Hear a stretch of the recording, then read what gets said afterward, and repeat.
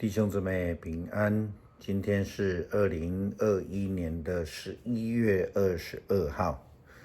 今天的经文是诗篇63篇，列王记下卷23章15到25节，启示录11章第1到第14节。今天要跟大家分享的主题是遵从上帝。上个礼拜六，我们分享到犹大王约西亚王，他除去了偶像的崇拜，他回转到真神的敬拜。我们同时也提到了约西亚王，他带领了全犹大国的人民来敬拜上帝。不但如此，他还烧毁了所有敬拜偶像的器具，用这样来表达他的决心。今天的经文里面也提到了约西亚王，他继续的来销毁破坏拜偶像的祭坛，以及亚舍拉的女神像，将所有惹怒上帝的神庙啊、祭坛啊，通通毁掉。那些偶像的祭司们也都被约西亚王给废掉了。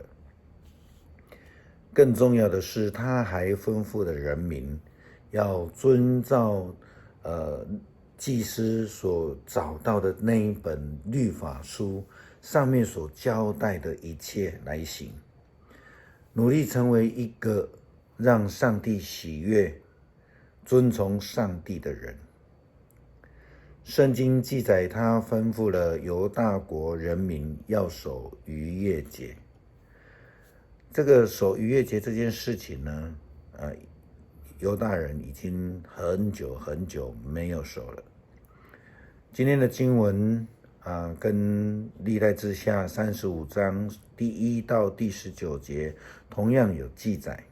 圣经说，约西亚王命令人民遵照着约书上面的记载守逾越节，遵从上主他们的上帝。自从士师治国的时代以来，任何一个以色列王和犹大王都没有这样隆重的守逾越节。只有约西亚在位的第18年，王和人民在耶路撒冷庆祝逾越节。逾越节对于出埃及的经历，这些以色列主流民族而言，是非常重要的一个节庆。他们是为了要纪念上帝的保守看顾之恩，特别是带领他们出埃及的这个恩典。因为这样子，一旦他们连逾越节都不谨守的时候，就代表了这些以色列人真正的远离了上帝，得罪了上帝。因为在圣经出埃及记第12章第12节到第14节这样记载了上帝对摩西的吩咐。因为那夜我要巡行埃及地，把埃及地一切投生的，无论是人是畜生，都击杀了。又要败坏埃及一切的神，我是耶和华。这血要在你们所住的房屋上做记号，我一见这血，就越过你们去。我击杀埃及地的头生的时候，灾殃必不临到你们身上，灭你们。你们要纪念这日，守为耶和华的节，作为你们世世代代永远的定例。约西亚王他决心遵从上帝，他一心一意的只有遵从上帝，遵守上帝的诫命所规范的一切。他不再容许其他的习俗混杂在敬拜的行为里面。除了他持守逾越节的这个节庆之外，他还继续的做了除掉其他偶像崇拜的习俗。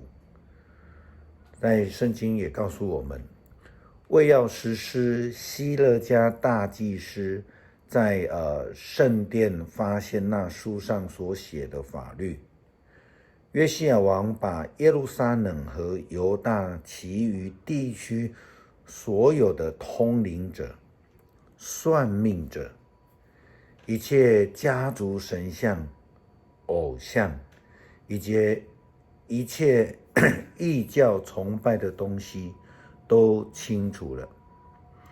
他非常彻底的除掉了一切违背上帝的敬拜行为，以及那一些敬拜偶像的人们，因为他决心只有遵从上帝，没有其他的通灵者、偶像能够代替上帝在他生命当中的地位。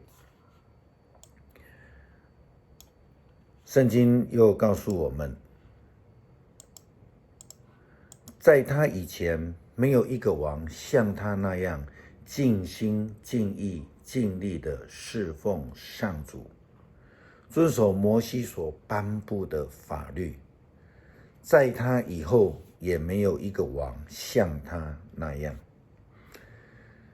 在昨天的主日信息里面，我们提到了耶稣基督的宝座，从但以理书、从启示录、从以赛亚书等等的，我们提到了这样的宝座。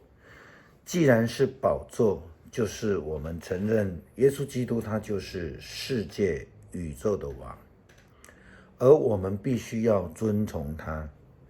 虽然民主时代、人文主义抬头的现代，我们这些基督徒不太习惯所谓的帝皇的体制，但是呢，我们无法否认的，上帝就是万王之王，是万主之主。经文同时也告诉我们，万国的王啊，谁不敬畏你？敬畏你本是合宜的。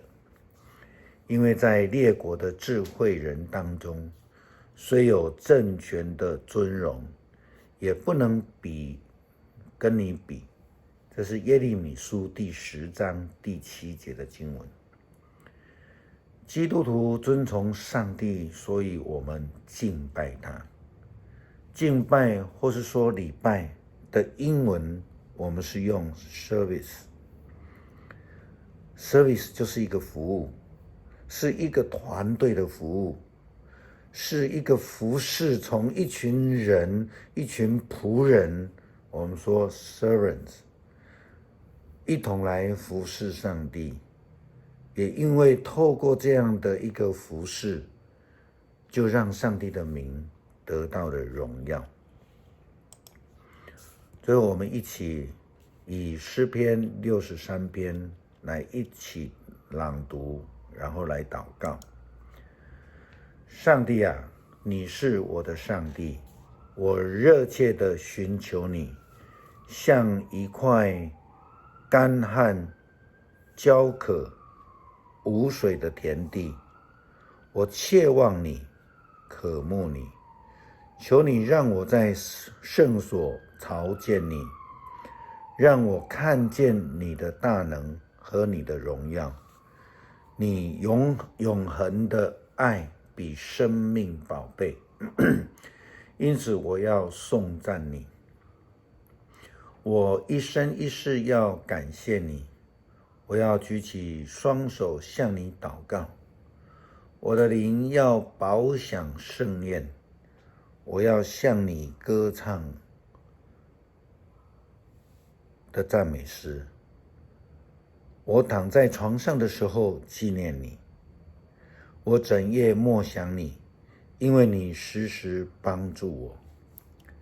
我在你的翅膀下、庇护下欢乐歌唱，我紧紧跟随你，你的右手扶持我。想要杀害我的人都下了阴间，他们要死在刀剑下，尸首给狼吃掉。但是王要困，因为上帝欢乐。凡向上帝许愿的人都要赞美他。撒谎者的口要被堵住。但愿上帝在他的宝座上作王，也愿我们如同约西亚王一样，只有尽心尽力尽意的来遵从主，敬拜上帝。愿我们都欢迎上帝进入我们心中的宝座，让我们诚心的遵从他，归荣耀给主。阿们。